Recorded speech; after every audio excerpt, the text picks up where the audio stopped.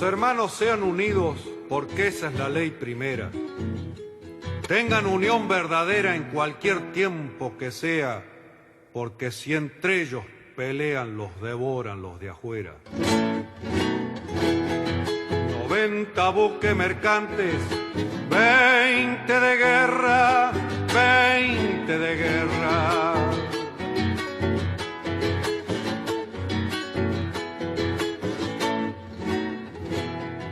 Vienen pechando arriba las aguas nuestras, las aguas nuestras.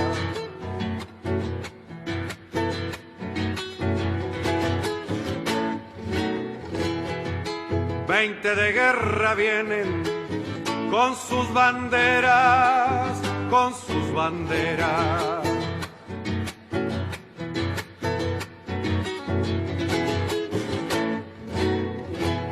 La pucha con los ingleses, ¿quién los pudiera? ¿Quién los pudiera? Que lo tiro a los gringos, Unigran 7, navegar tantos mares, venirse al cohete, que digo venirse al cohete. Buenas tardes, queridos oyentes. Con los acordes y el canto del triunfo, La Vuelta de Obligado, de Miguel Brasco y Alberto Merlo, interpretado por este último, hoy, 14 de enero, damos comienzo al programa 201 de Obligados a Volver. Programa que se transmite todos los jueves de 16 a 18 horas por la RZ. Desde el 20 de marzo y hasta que se inicie el proceso de vacunación contra el COVID-19, el programa se emite en forma pregrabada. Obligados a Volver, un análisis de la realidad argentina y mundial desde nuestra mirada, que es nacional, popular, democrática, feminista, latinoamericanista y ambientalista. Obligados a volver, porque como dijo el general San Martín, cuando la patria está en peligro, todo está permitido, excepto no defenderla. Comité de dirección, Norberto Raful, Edgardo Margiota y quien les habla, Marina Martínez. En la operación técnica, Pablo Guardia. El audio del programa de hoy será subido a nuestra página en Facebook, Obligados a Volver, programa radial, dentro de las 2 horas de finalizado, y el recorte de los principales momentos a las 24 horas de emitido.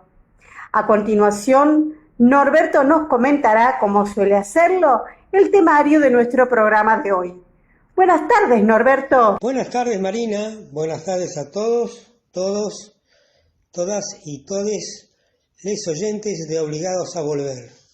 Programa número 201 del 2021, del 14 de enero del 2021. Ya iniciamos esta tercera centena, la semana pasada, y como siempre vamos a dar lectura al temario de nuestro programa, que está organizado en 3 bloques. El primer bloque, de casi 1 hora de duración, abarca los temas políticos y económicos tanto de nivel nacional como internacional.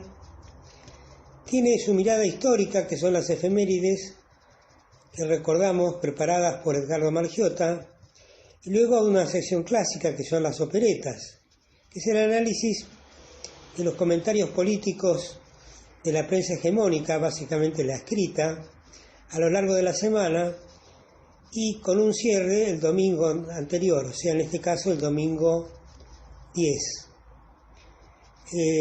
A continuación ya vienen las columnas principales, que son la de política internacional, a cargo de Hernán Pereira, la del informe económico de Magdalena Bustos Zavala, y cierra este bloque Carlos Olubica con su análisis de la política nacional.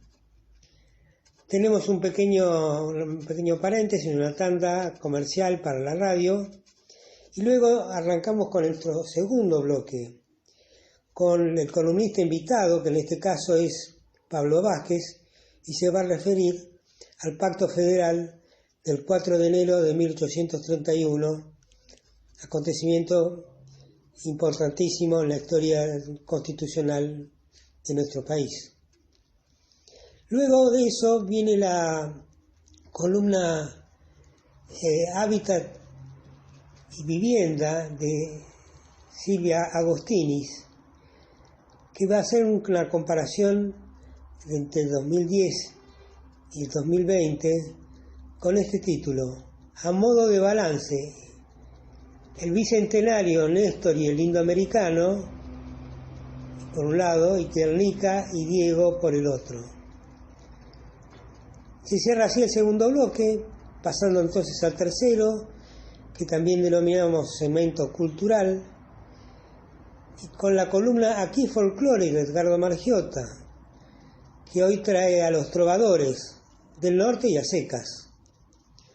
Luego la columna Comentando Libros de Daniel Calderón, con este título: No es un río, de Selva Alemán, editorial Random House. Y cerrando el bloque, inauguramos hoy una nueva columna, que es la columna de Cultura Rioplatense, que preparan en conjunto María Graciela Zavala y Oscar Oliveira. Y con eso se cierra nuestro programa, no sin antes mencionar que la música intercalada corresponde a Raúl Barbosa. Así que, ¿qué te parece, Edgardo, si arrancamos con las efemérides? Conocer el pasado para iluminar el presente y construir el futuro.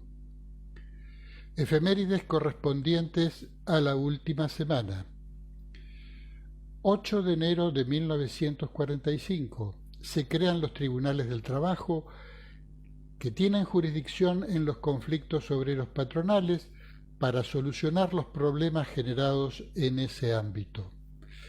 9 de enero de 1846 se produce, en el marco de la Guerra del Paraná, la primera de las 3 batallas que se sucedieron en el paso del Tonelero, es decir, entre las cercanías de lo que hoy es San Nicolás y Ramallo.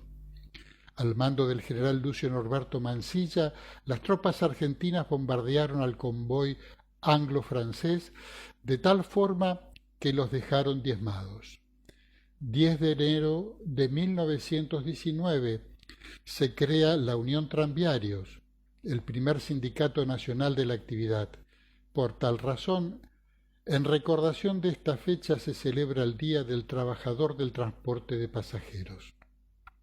Continuando ahora con nuestro programa, vamos a escuchar un repaso a los comentarios políticos de la prensa hegemónica, las operetas al 10 de enero que prepara Comuna, comunicadores de la Argentina. Embestida económica de la oposición mediática, ataque a fondo en defensa de los intereses empresarios. Una abominable manipulación de Clarín de lo que parece haber sido un reportaje al presidente Alberto Fernández, cuyas declaraciones son negadas al público, salvo un par de frases acomodadas a discreción, evidencia el domingo 10 el infinito desprecio de los medios dominantes de la Argentina a los principios básicos del cacareado periodismo, aunque no logra poner en segundo plano la embestida contra todas las decisiones de política económica. Clarín y La Nación ubicaron en idéntico lugar de sus portadas y con las mismas palabras los reclamos de los empresarios que resisten a hacer contribuciones transitorias ante la crisis que, asentada en el desastre causado por el macrismo, se potenció con la pandemia que pone de rodillas al mundo. Infobae, en concierto, le dio el título principal del domingo por la mañana. Como política editorial, en verdad, no se puede hablar de una sorpresa. Estos medios y el foro empresarial, cuya postura publicitan como verdad consumada, repiten estos reclamos y pretensiones desde siempre. En todo caso, es en cierta forma asombroso que los lenguajes sean aún más extremistas que los que usaba Martínez de Hoz en 1976 y 1977, cuando la dictadura cívico-militar, con el apoyo abierto de este periodismo, puso en marcha una reformulación a fondo de la estructura económica del país y para consumarla arrasó con vidas, derechos y bienes. Ya el lunes 4, títulos, informaciones y opiniones fueron organizadas para respaldar el lockout de la patronal agraria por la prohibición temporal a las exportaciones de maíz. Otro frente de la embestida es el sistema de salud. Velocopit, patrón de una empresa que a 250 metros de la Casa de Gobierno tiene a personas de 65 años en riesgo de COVID, forzadas a trabajar porque están tercerizadas y cobran solo por prestaciones médicas realizadas, se volvió estrella de las noticias. En este tema, Carelli Lynch, de Clarín, responsabilizó a Cristina Kirchner a nombre de fuentes no identificadas por aquella propuesta de La Plata, la de dotar al país de un sistema integrado de salud. Los párrafos de estas y otras notas parecidas expresan indignación porque el presidente revirtió un aumento de las tarifas de la medicina prepaga. Como es previsible, Morales Solá puso en juego el miércoles el fantasma terrorífico de la estatización y echó tantas maldiciones que apenas le quedó espacio para mantener su combate al plan de vacunación en marcha en el país. Roa copió argumentos al día siguiente en Clarín, donde el especialista Burgo se escandaliza porque el presidente está alineado con la cámpora, más que con las ideas del ministro Guzmán. Salud, telecomunicaciones, luz, gas. Guzmán está desdibujado, escribió Pañi en La Nación, y parecido al día siguiente, Naishat en Clarín. Y así se llega al domingo, con esta defensa a ultranza de los bolsillos patronales y el rechazo a la intervención estatal que, firma Morales Solá, irá del maíz al trigo, a la carne y a la soja, al mismísimo infierno para la libre empresa que, como se sabe, tanta riqueza y justicia derrama entre argentinas y argentinos. Si bien no hay sorpresas posibles en esta lucha contra el gobierno, sí es llamativo cómo corrieron el límite de las prácticas periodísticas Clarín y Van der Koy al anunciar un reportaje exclusivo a Alberto Fernández que luego no es publicado. El redactor, que anuncia a solas con el presidente, censura las respuestas del entrevistado, salvo 2 o 3 que usa para acomodar sus propias frases que son, como desde hace varios meses, de rotundo desprecio por el mandatario. En este capítulo dice que si habla del periodismo es maniático y que se critica a la Corte no es la postura que tuvo en otro tiempo, y lo ubica, menoscabándolo, a la sombra de Cristina. No se conocen muchos precedentes de medios que entrevistan a un presidente y luego no publiquen sus respuestas. El mecanismo de Clarín discute con la creencia según la cual atender amablemente a los periodistas más fanáticos de la oposición tendrá como resultado un trato respetuoso. El tratamiento de la evolución de la pandemia y el plan de vacunación repite el objetivo expreso de generar temor y desconfianza. Si hay avances con China para conseguir vacunas, Clarín titula "El gobierno apura un arreglo". Los hechos que echaron a perder vacunas en el territorio pro de Olavarría pasaron fugazmente por estos medios, más dedicados a demostrar y denostar a la Sputnik V y a dedicarle títulos a toda página a los anuncios de la empresa Pfizer. Un ejemplo de una malicia casi quirúrgica lo dio en Clarín la redactora Harman, quien sobre la segunda dosis de la Sputnik, que debe llegar de Rusia, como está previsto, habla de dosis faltantes. Siguió el aplauso cerrado a los gobiernos amigos de Ciudad de Buenos Aires, Córdoba y Mendoza por desconocer las recomendaciones nacionales de asegurar la prevención y bajar el contagio comunitario. Si la perversión de Hartmann tiene cierta elaboración, la del editor Vaca es por demás grotesca. Ataca rotundamente todo proyecto de restricción de circulación en Argentina, pero aplaude el que rige en Francia, no desde las 23 ni de la 1, sino desde las 20. Pero le salió competencia en su diario. El Wiñaski de los sábados levanta el discurso de las libertades individuales, copiado de la gacetilla de Juntos por el Cambio, e ilustra su pronunciamiento opositor con una foto de aplicación de vacuna. Más malicia no se consigue. Lo que rompió todos los libretos políticos y hasta culturales de estos medios fue la crisis en Estados Unidos. ¿Cómo seguir presentando a esa democracia como única, prácticamente perfecta, ejemplo en el mundo, modelo que hay que imitar, etc. Misión imposible. Así que el camino elegido es el ocultamiento y la tergiversación. Notas de Clarín, Infobae y La Nación, de corresponsales, fuentes y analistas, e incluso algunas reproducciones de The New York Times, celebran toda la secuencia de un loco Trump, un desquiciado, con una horda de unos cientos o a lo sumo miles de seguidores que atacaron las sagradas instituciones, pero se recuperaron en unos minutos e hicieron lo que tenían que hacer.